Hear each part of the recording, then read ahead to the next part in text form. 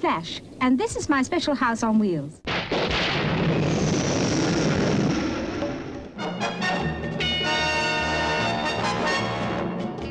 First transmitted in October 1967, The Schizoid Man is the 5th episode of The Prisoner to air in the UK. The show was an instant cult classic, with viewing figures averaging 11.7 million for each episode. While The Schizoid Man didn't reach such dizzying heights in individual ratings, it was nonetheless an audience favourite due to its unsettling themes and cerebral twists. The episode's script is attributed to Terence Feely, a veteran of British TV, with significant contributions from Judge Markstein, whose input shaped much of The Prisoner's psychological and espionage themes. Just try taking that camera one evening and recording everything on the box that is said to you by a politician, and then play it back at your leisure and analyse it. And you'll find it is total and utter crap. Feely's expertise in suspense and intrigue shines here, as does Patrick McGoohan's masterful involvement, not just as the star, but as the series' creator, writer, and director. Interesting production notes reveal that this episode's intricate dual-role premise required meticulous planning. McGoohan had to switch between playing his usual number 6 and the doppelganger, number 12, showcasing his acting versatility. A little fun fact, McGoohan's characteristic beard stubble was applied with powdered charcoal for this episode's dual sequences. In the 50s and 60s, creating split-screen effects to have one actor appear as 2 characters in the same frame was achieved using an optical technique called split-screen matting, or matte shots. This process involved filming 2 separate takes of the scene, one with the actor performing on one side and another with the actor performing on the opposite side. A matte would be used to block off half of the frame during each take. One side of the film was exposed, while the other was covered. The second take would then expose the opposite side of the film. When the 2 takes were combined, they created the illusion that the actor was interacting with themselves. For The Schizoid Man, careful planning was necessary to ensure that both takes aligned perfectly. The camera had to be locked in place, and the lighting and set had to remain identical for both shots. If the actor had to interact with their double, props like hand movements or eye lines were choreographed in advance to match. In post-production, the 2 halves of the film were optically printed together, creating a seamless composite image where it appeared as if the same actor existed in 2 places at once. And not accepting the world as it's presented to them by the media and by politicians, that they are thinking slightly sideways, laterally, off-centre, because that's the real kind of thinking. Also in this episode, Patrick McGoohan's stunt double, Frank Merrow, played a crucial part due to the storyline involving a lookalike of number 6. Merrow's role was particularly significant because the plot required him to appear alongside McGoohan to convincingly portray the duality of the character. Having previously worked as McGoohan's double in Danger Man and other episodes of The Prisoner, Merrow brought his expertise to this challenging episode. His skill and familiarity with McGoohan's mannerisms were essential in delivering the seamless illusion required for the doppelganger narrative. The Schizoid Man revolves around a psychological trope seen later in many media.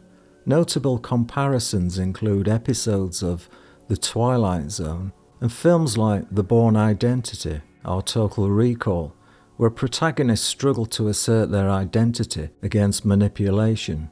In true Prisoner fashion, this episode is both thrilling and thought-provoking, mixing Cold War paranoia with allegorical existentialism. The episode begins with the iconic sequence of number 6 resigning, being abducted, and awakening in the village. The show begins with number 6 helping number 24, played by Jane Merrow, practice her telepathy skills for the village festival. I don't know what I'd have done without your help. Nobody else believed in me. They have no imagination. Her understated performance brings a touch of humanity to the village's cold machinations. Jane Merrow had previously worked on Danger Man, The Saint, and The Baron. Now you are flattering me, but it's very nice. Here's to culture. And after her role in The Prisoner, she was considered as Diana Rigg's replacement in The Avengers. Merrow also appeared in Night of the Big Heat, starring Peter Cushing and Christopher Lee. Oh, don't kid yourself, he's any different. Men are all the same. There's nothing to choose between any of them.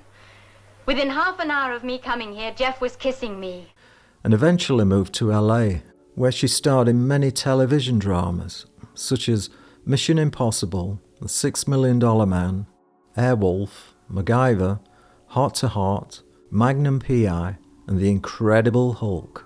After returning to England, Jane had taken part in a few prisoner conventions, and in full circle she returned to the theatre to star in Shakespeare's A Comedy of Errors. Jane was currently working on a film about AI and the dangers of being isolated through future technology. I first became really aware of AI when I was at my computer in 2018 and feeling I wasn't really alone. There was an indefinable presence wanting to help. The gentle nudges to try this word or that, or when writing, being bossy, saying, learn to spell. Her wish to take number 6's photograph results in her knocking over a bottle onto number 6's hand. Is there any event you haven't entered? Only the pole vault, but I might. Event you haven't. I'm terribly sorry. This insignificant accident and photograph becomes a major factor later on in the episode. You're gifted. Like it? Well, as you say, you need a little more practice. Yes, I see what you mean. It's here where we are introduced to the new number 2, as played by Anton Rogers. Let's deepen it for him, shall we? Pulsator. Visual. Rogers was a well-regarded actor known for his extensive work in television, film, and theatre. He appeared in numerous television series, often taking on diverse roles that showcased his range as an actor. Notably, he starred in the sitcom Fresh Fields and its sequel, French Fields, playing opposite Julia Mackenzie. Alongside his TV work, Rogers appeared in several films, including The Fourth Protocol, co-starring Michael Caine and Pierce Brosnan. For years now, I've taken the attitude that there was only one struggle on this planet worth a damn. I happen to think he was one of the better number 2s, but you can debate that one in the comments. We also have our first glimpse of the supervisor, 106, played by Earl Cameron, who incidentally became one of the first black stars in British theatre and film.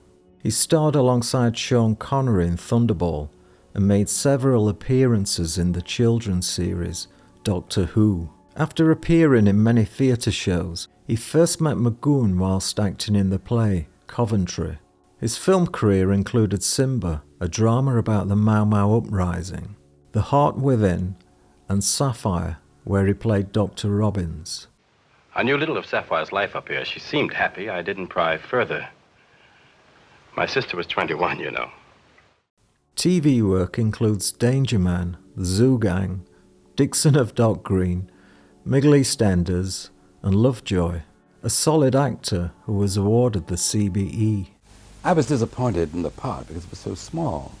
I spoke to George about that, and he said, well, it's not me, Earl. Somebody else doesn't want to, he feels that it's out of character. With number 2 looking on, that dreaded lamp descends on number 6, and he's put into a deep sleep, then administered with chemicals. We then see part of the training whilst under psychotropic drugs to change number 6 from right-handed to left-handed. Left-handed, number 12. The narrative shifts into higher gear when number 6 wakes up to find himself sporting a military moustache and darker hair. I'd say that tash was a good 2 weeks' growth.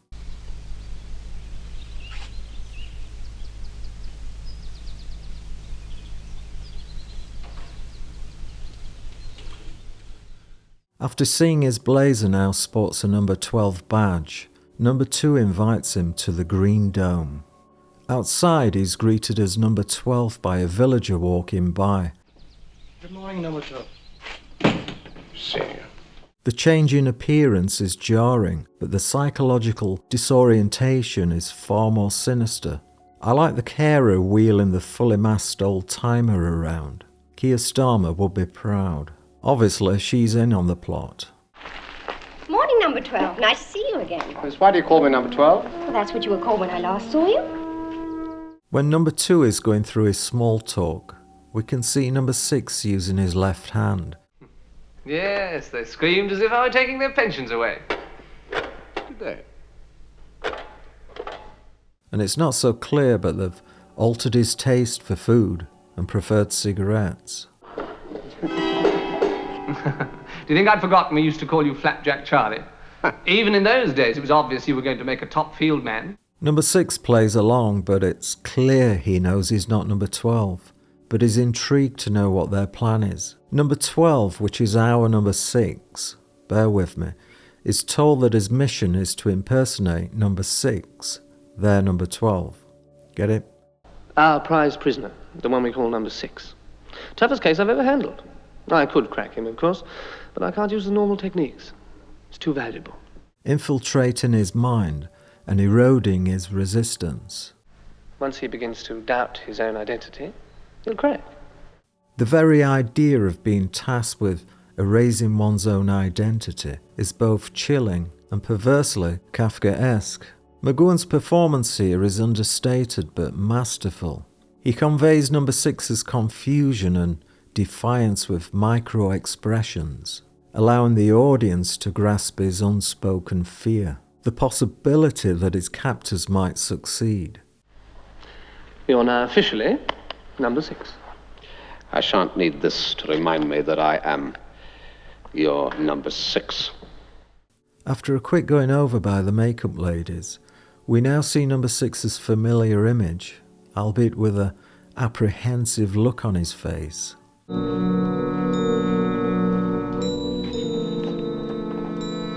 You'd hardly know yourself, would you, number 12?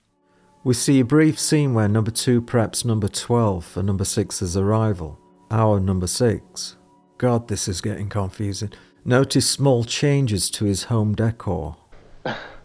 I shouldn't try that line with him if I were you.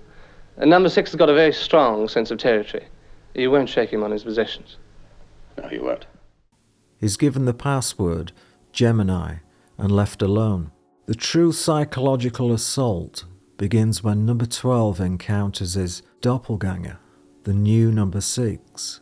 This confrontation is surreal and unsettling, achieved through clever cinematography and editing.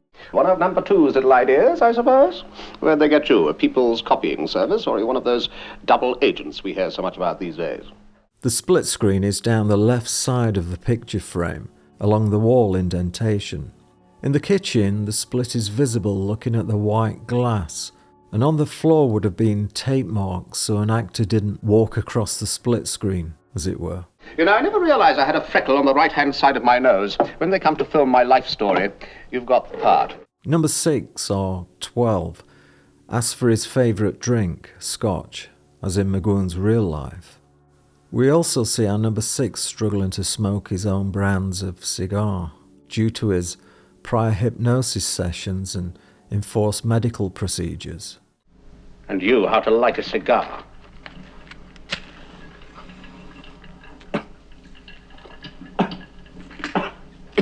And you, how to smoke my brand without having a heart attack. The fake number 6 is eerily convincing, mirroring the protagonist's mannerisms and speech patterns. This moment forces viewers to grapple with a profound philosophical question. If somebody else could embody your external identity, what remains of the self? Our number 6 still knows his identity, although troubled by this imposter. You are the goody, number 6, and I am the baddie who is supposed to be proving you wrong. Is that it? That's right, except there's no supposed about it. But it's interesting to note that when his identity is being challenged, he actually refers to himself as number 6, something he despises throughout the series. We're both claiming to be number 6, are we not? I am number 6. You are doing the claiming. Oh, and during the pistol challenge, we can clearly see the split screen down the electrical wall pipe due to camera shake, possibly due to filming on a wooden or uneven floor. Electronic, you see? No bullets. Can't kill anyone with them. Number 2 takes no chances. 3-second intervals, right? Whatever you say. And by the way, Hamlet Act 5, Scene 2 reads, "In the hall of the castle, Hamlet tells Horatio how he discovered the king's plot against him and how he turned the tables." It's uncanny. Number 12 has caught the man's whole style.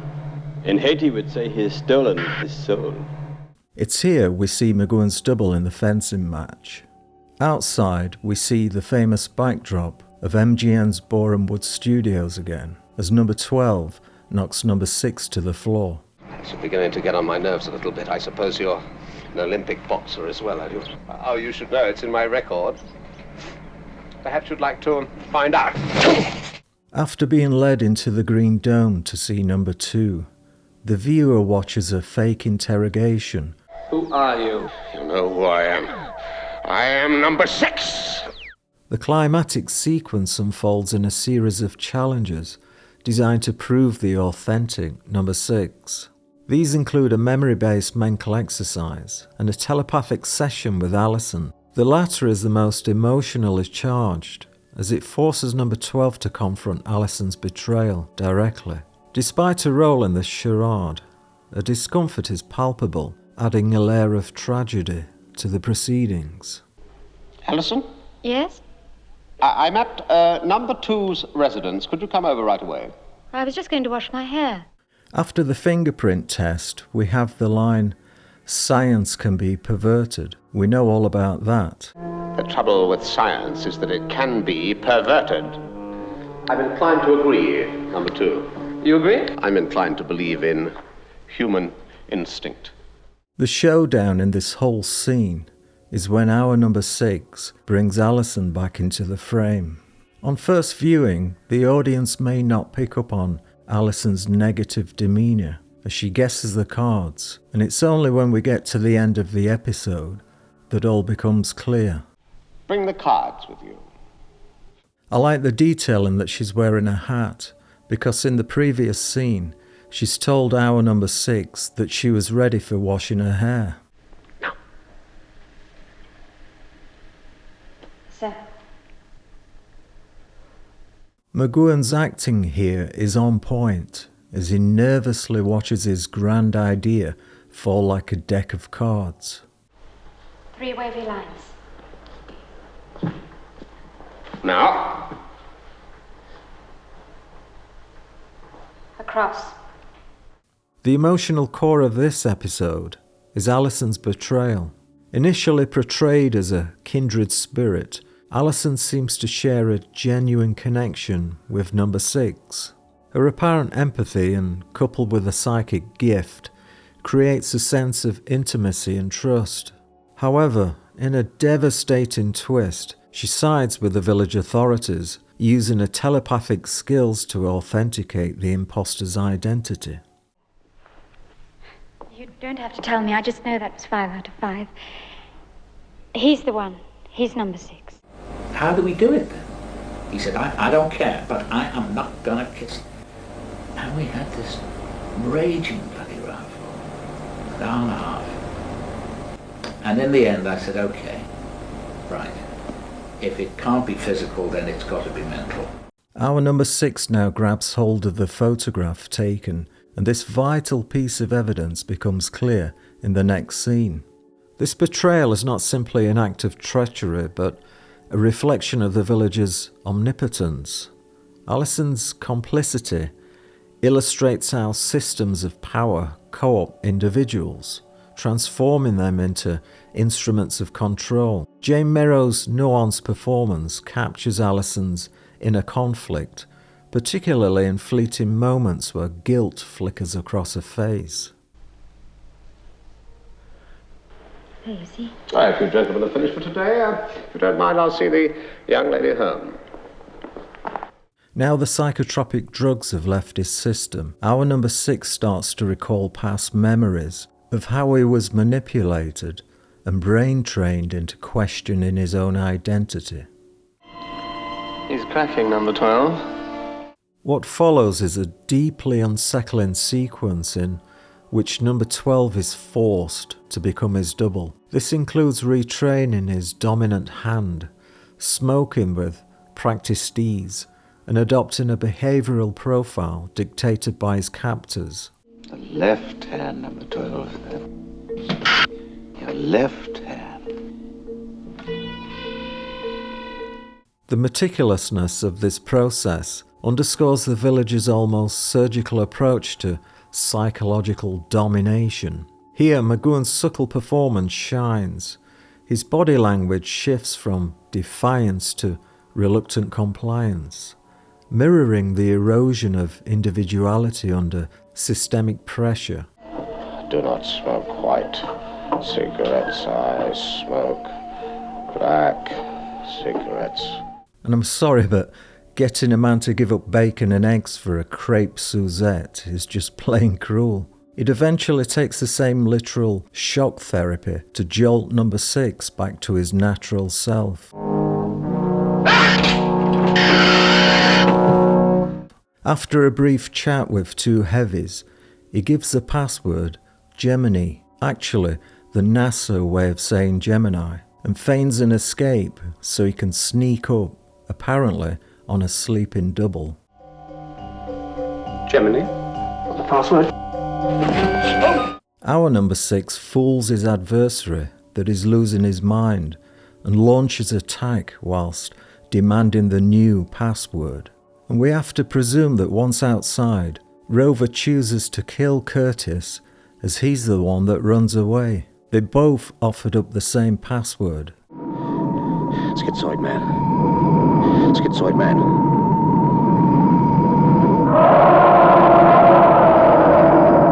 And now with a deactivated Rover, the true prisoners of the village will be free to abscond. After number 6 nearly blows it when speaking with number 2, he's sent over to speak with Alison, and on arrival, we see she knows it's the real number 6. I thought we ought to have a little chat. Oh? Oh, you're supposed to have had a certain rapport with number 6. My masters will want to know if you had any insight into his mind.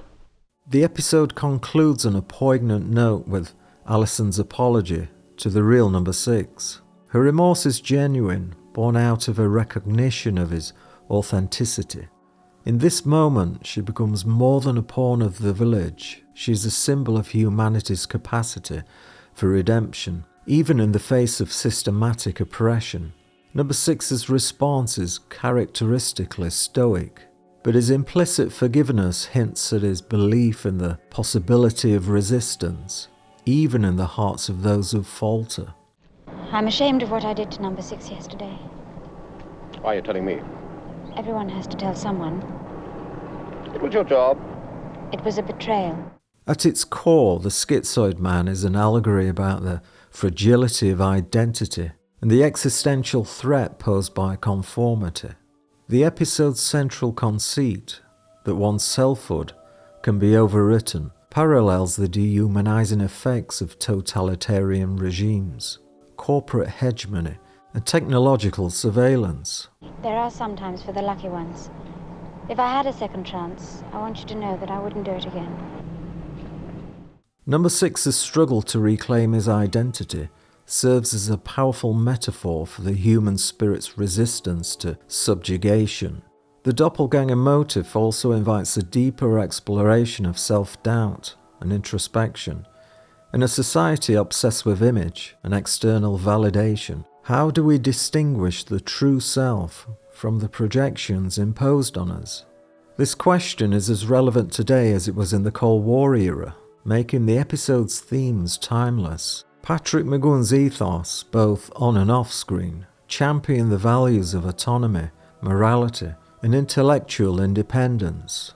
In an era defined by data harvesting, social media manipulation, and corporate overreach, The Prisoner remains a clarion call to safeguard our individuality.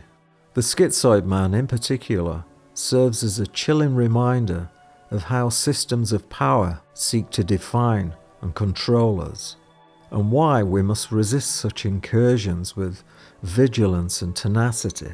Perhaps the episode's most enduring lesson is that the self-like freedom is worth fighting for, even when the odds seem insurmountable. And in the immortal words of number 6, I am not a number, I am a free man!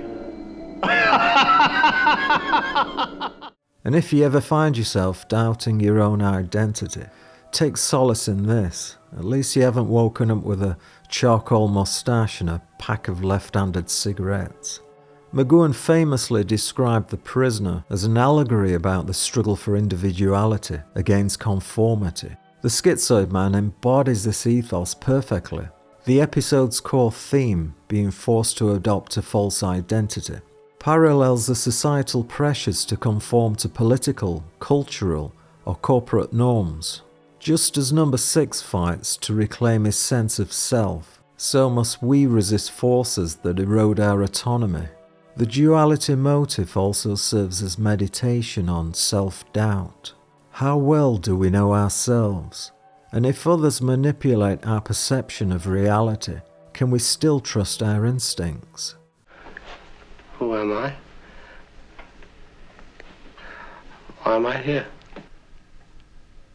These questions resonate in a world increasingly shaped by propaganda and fake news. Patrick McGoohan, both on and off screen, champions self-reliance, morality and individuality. In an age where governments and corporations gather unprecedented amounts of personal data, The Prisoner warns us to protect our identities and freedoms. The message of the Schizoid Man is clear. Never let external forces define who you are. I am number 6. Number 6! 6! 6! 6! The prize of dictatorship, or I suppose they all believe that they're right, but what they are doing is manipulating the public. And that's what we were saying in The Prisoner. That's why nobody understood us at the time.